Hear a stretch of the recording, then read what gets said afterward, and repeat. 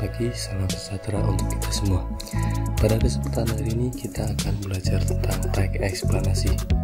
Adapun KD untuk tag eksplanasi yaitu mengidentifikasi informasi dalam tag eksplanasi secara lisan dan tulis. Dia KD-nya. Sebelum kita menuju ke selanjutnya, kita akan belajar terlebih dahulu peta konsep. Untuk KD-nya tadi sudah dijelaskan bahwasanya kita akan mengidentifikasi informasi tag eksplanasi tentang pengetahuan dan urutan kejadian, dimana pada video kali ini kita akan membahas dua poin ini: gagasan umum dan fakta penting. Kita akan membahas tentang gagasan umum dan fakta penting. Apa sih pengertian dari tag eksplanasi? Sebelumnya Pak Guru jelaskan terlebih dahulu, kalian dalam hidup tentunya akan mengalami peristiwa atau mengalami kejadian-kejadian. Contohnya pada kejadian beberapa hari lalu mungkin ramai tentang vaksin, kemudian ada bantuan sosial, kemudian ada PPKM, kemudian ada lagi kasus COVID yang semakin hari semakin meningkat dan lain sebagainya. Itu adalah salah satu contoh peristiwa. Nah, apa hubungannya dengan peristiwa atau kejadian dengan tag eksplanasi? Nah, jadi dalam kalian mengungkap suatu peristiwa itu harus ada informasi-informasi yang kalian dapatkan dari peristiwa tersebut. Oke. Ini adalah pengertian dari tag eksplanasi, di mana teks yang berisi tentang proses mengapa dan bagaimana suatu peristiwa alam, ilmu pengetahuan, sosial, budaya, dan lainnya bisa terjadi. Di suatu peristiwa, baik peristiwa alam maupun sosial yang terjadi di sekitar kita, mempunyai hubungan sebab akibat dan proses. Jadi adanya suatu peristiwa itu pasti ada sebab dan akibatnya. Itu intinya dari pengertian dari tag eksplanasi. Nah, selanjutnya, tujuan yang akan dicapai melalui tag eksplanasi itu ada dua. Yang pertama adalah menjelaskan fenomena yang terjadi, kemudian menjelaskan sebab akibat suatu peristiwa. Itu adalah dua tujuan yang akan dicapai melalui tag eksplanasi.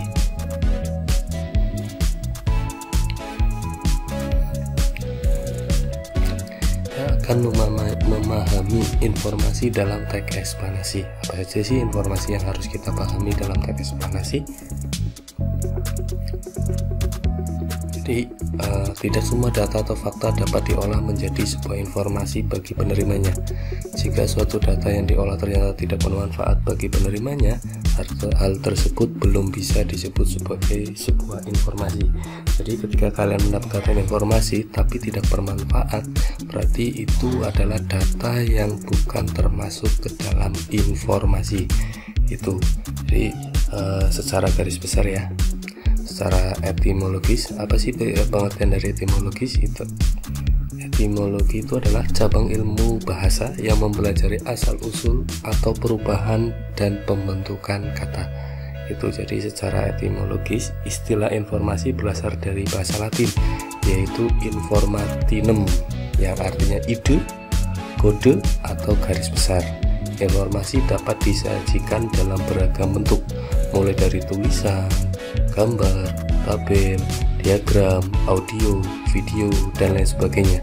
Umumnya penyampaian suatu informasi dilengkapi dengan data atau fakta yang telah melalui pengolahan.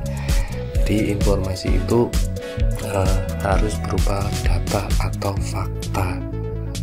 Dan kalian mungkin ketika kelas 10 sudah belajar tentang fakta ya. Ada fakta, ada opini gitu. Jadi kalau fakta itu adalah benar-benar terjadi.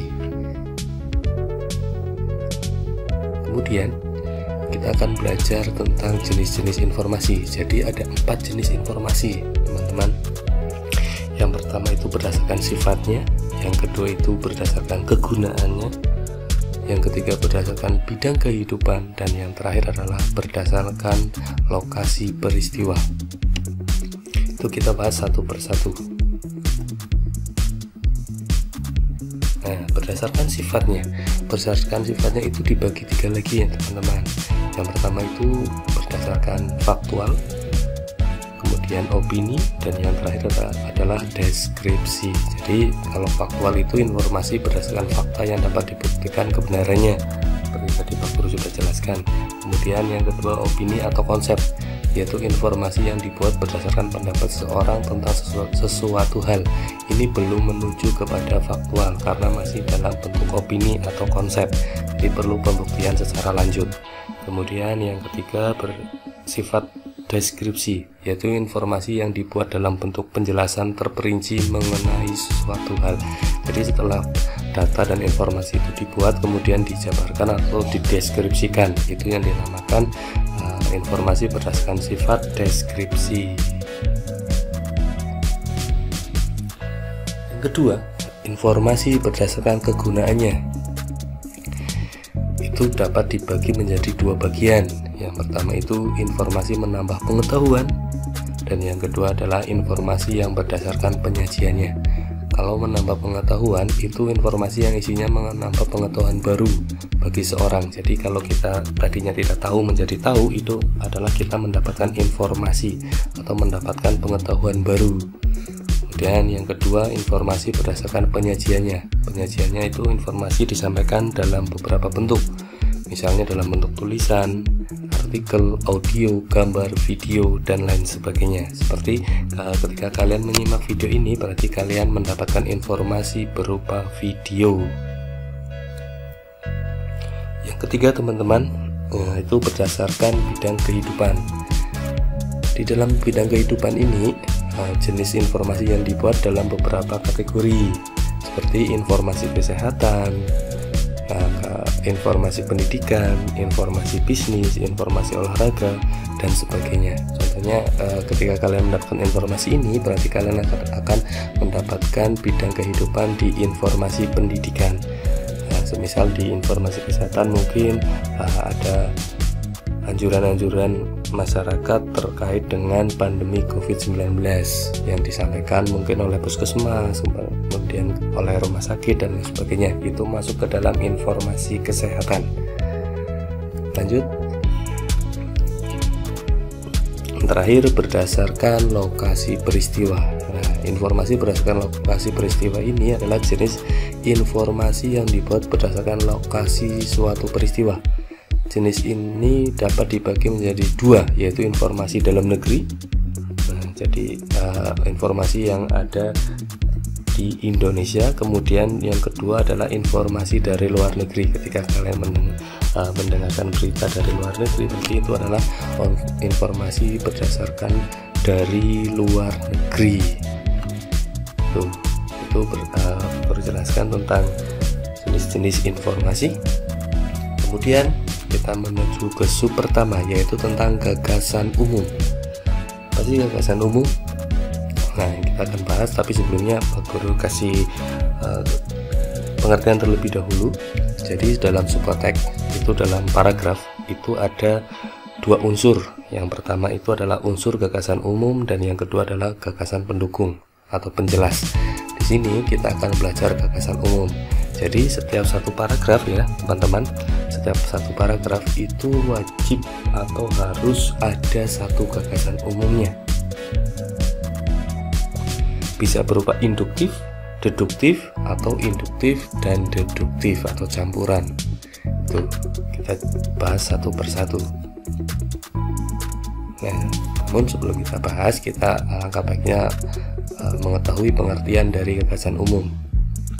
Gagasan umum atau gagasan utama ini ya, tolong diperhatikan, dicatat di buku catatan kalian, adalah jenis gagasan yang sering dijadikan sebagai dasar pengembangan suatu paragraf. Seperti yang tadi Pak Guru sudah jelaskan, bahwasanya setiap paragraf itu harus ada satu gagasan umum atau gagasan utama.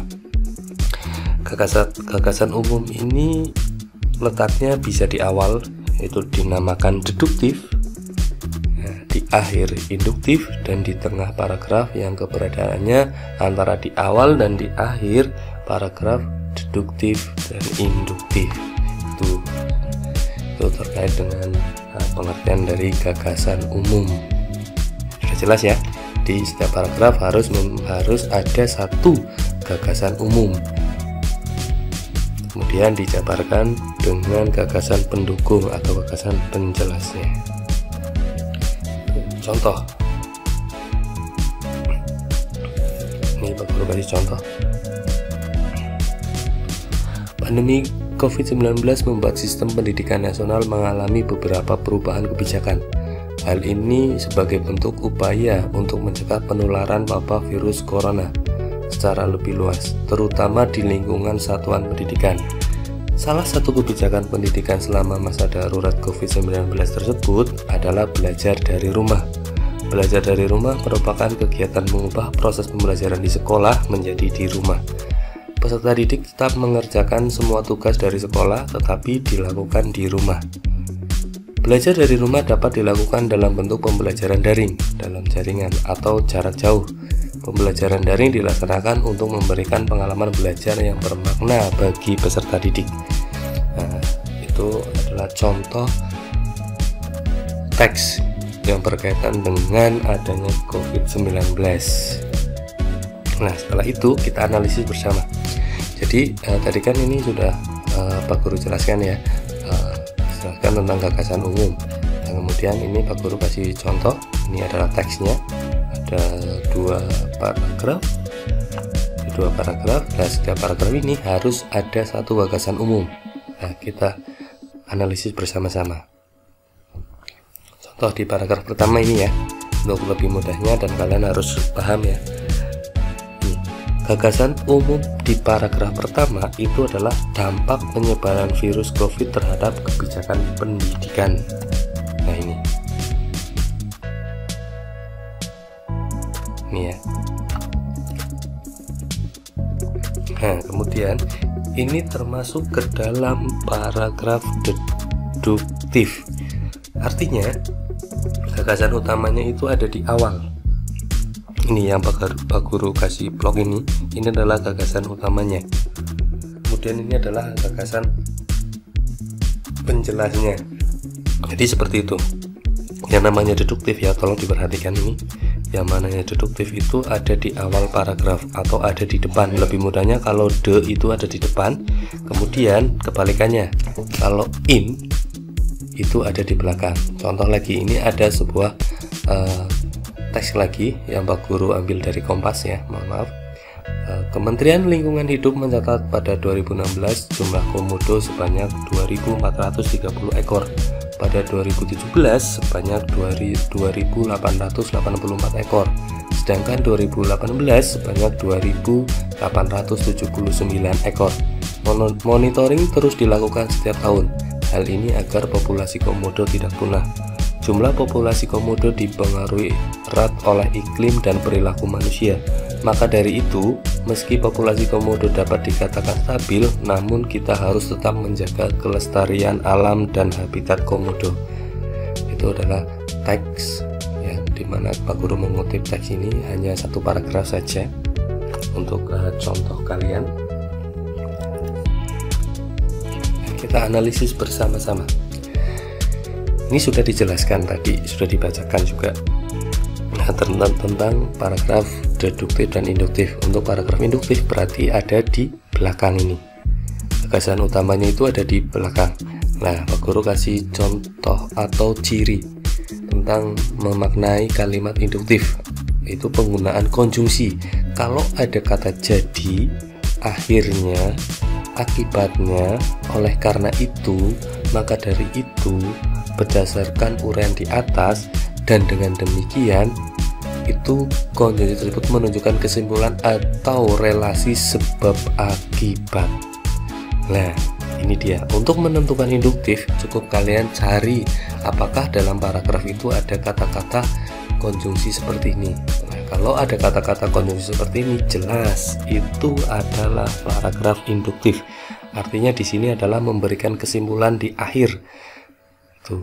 Jadi ini sudah dijelaskan, ini sebagai penjelasnya. Nah, kemudian maka dari itu, meski populasi komodo dapat dikatakan stabil, namun kita harus tetap menjaga kelestarian alam dan habitat komodo. Ini adalah gagasan utamanya.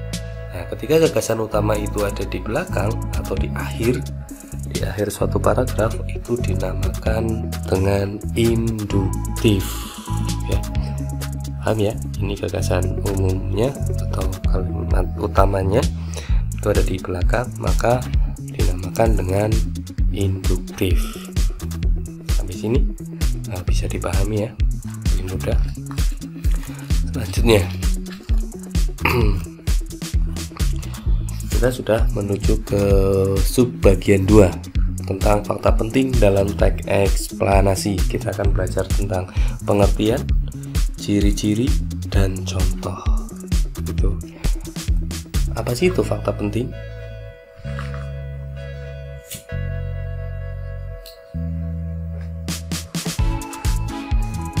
Jadi kata fakta penting dalam KBBI, Kamus Besar Bahasa Indonesia, mengacu kepada suatu hal yang memang atau yang memang terjadi. Jadi secara umum bisa kita simpulkan bahwasanya fakta adalah sebuah kenyataan yang sejatinya memang ada atau berdasarkan kejadian nyata. Itu seperti tadi Pak Guru di bagian awal sudah menjelaskan adanya suatu fakta yang faktual. Jadi fakta itu benar-benar terjadi, tidak bohong, tidak hoax, dan jelas sumber informasinya. Itu kita menuju ke ciri-ciri fakta. Yang pertama, mengandung sebuah kenyataan yang kebenarannya bisa dibuktikan, sudah dijelaskan tadi. Kemudian yang kedua, memiliki sumber data yang akurat, tepat, dan nyata. Misalnya saja masalah tempat kejadian, tanggal dan waktu kejadian. Kalau informasi itu sudah ada tempatnya atau tanggal dan waktu kejadiannya, itu dinamakan fakta. Kemudian yang ketiga, mempunyai keterangan saksi sebagai narasumber yang kebenarannya bisa diuji. Kemudian 4, memiliki sifat objektif atau yang diberikan tidak dikarang secara bebas, mengada-ngada, dan pastinya benar-benar nyata keasliannya. Yang kelima, kalimat fakta pada umumnya bisa memberikan jawaban yang mengacu pada 5W1H. Apa, siapa, bagaimana, mengapa. Ya, itu. Kemudian yang keenam adalah data informasi yang memang diambil dari sebuah kejadian nyata. Kemudian yang ketujuh, biasanya menjelaskan sebuah permasalahan atau kejadian yang telah terjadi. Itu baru dinamakan dengan fakta. Jika masih angan-angan, itu dinamakan opini. Contohnya, besok akan terjadi hujan, itu termasuk ke dalam kalimat opini. Tuh, paham ya tentang ciri-ciri fakta? Jadi kita sudah membahas tentang gagasan umum dan fakta penting dalam teks eksplanasi. Ini baru membuat catatan. Ini juga silakan kalian tulis di buku catatan kalian. Teks eksplanasi dapat disamakan dengan teks yang memaparkan prosedur atau proses terjadinya fenomena. Dengan teks tersebut, pembaca dapat memperoleh pemahaman mengenai latar belakang terjadinya fenomena secara jelas dan logis. Teks eksplanasi menggunakan banyak fakta dan pernyataan-pernyataan yang memiliki hubungan sebab akibat atau kausalitas. Namun sebab-sebab ataupun akibat-akibat itu berupa sekumpulan fakta menurut penulisnya. Jadi yang disajikan itu dalam bentuk sebab akibat, namun harus ada faktanya.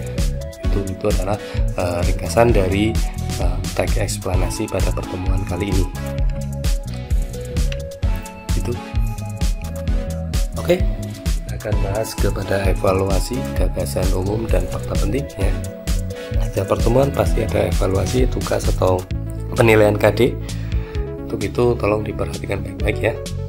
Ini gambar sekolah mana ya? Bagus ya kalau dari atas. Tentunya kalian akan merindukan suatu sekolahan ya, merindukan perangkat sekolah. Mari kita bersama-sama untuk berdoa agar pandemi ini cepat berakhir sehingga kalian dapat beraktivitas normal seperti biasa. Kalian bisa berangkat ke sekolah, menuntut ilmu, bertatap muka dengan guru, dengan teman-teman, kemudian dengan guru, kemudian dengan ibu kantin ini ya. Nah, ini kantin SMA Negeri 1 Kutasari. Nah, untuk kelas 11 ini kalian belum kesana ya, bahkan belum mengenal ibu kantin kan. Oke, lanjut saja, kita akan ke evaluasi. Ini dia, guru sudah memberikan sebuah teks tentang judulnya, maaf ya, ini judulnya tidak Pak Guru potong, ini judulnya adalah gempa bumi. Ini ada 1, 2, 3, 4, 5, 6, ada 6 paragraf, tentunya ada 6 gagasan umum atau kalimat utamanya itu ada 6. Silahkan kalian jawab pertanyaannya 2 saja. Nah, tentukan gagasan umum teks eksplanasi tersebut. Ini ada totalnya ada 6, 1, 2, 3, 4, 5, 6. Gagasan umumnya itu ada 6. Kemudian jelaskan fakta-fakta yang terdapat dalam teks eksplanasi tersebut. Silakan kalian buka buku siswa sebagai bahan rujukan untuk membantu kalian di rumah dalam pengerjaan tugas-tugas atau bahan evaluasi pembelajaran. Silakan kalian buka saja. Kemudian kalian siapkan juga buku catatan dan buku tugas. Buku tugas kalian khusus untuk mengerjakan tugas-tugas. Jadi suatu saat nanti Pak Guru akan mengumpulkan buku tugas kalian ya. Jadi bagi yang tidak teratur atau bahkan nyontoh punya teman pasti akan ketahuan. Jadi itu saja. Jangan lupa yang belum subscribe ya, silahkan subscribe ke channel VJ Indonesia agar mengetahui berita tentang pendidikan, teknologi, sains dan seni dan hiburan itu. Jadi kalian tidak telat nantinya. Bahkan di sini pun kalian akan terlihat histori atau materi-materi yang disampaikan pada PJJ ini. Bagi nanti jika kalian akan menghadapi PTS, menghadapi UAS, kalian bisa nonton lagi videonya untuk bahan belajar kalian di rumah. Oke, kiranya dari itu saja yang dapat saya sampaikan. Kurang lebihnya mohon maaf. Salam sehat, salam sukses, salam buat keluarga di rumah ya. Semoga dalam keadaan sehat walafiat, amin. Bahagia dan tentunya kalian tidak lepas untuk selalu belajar dan belajar. Itu saja. Taufik walhidayah. Assalamualaikum warahmatullahi wabarakatuh. Salam sehat.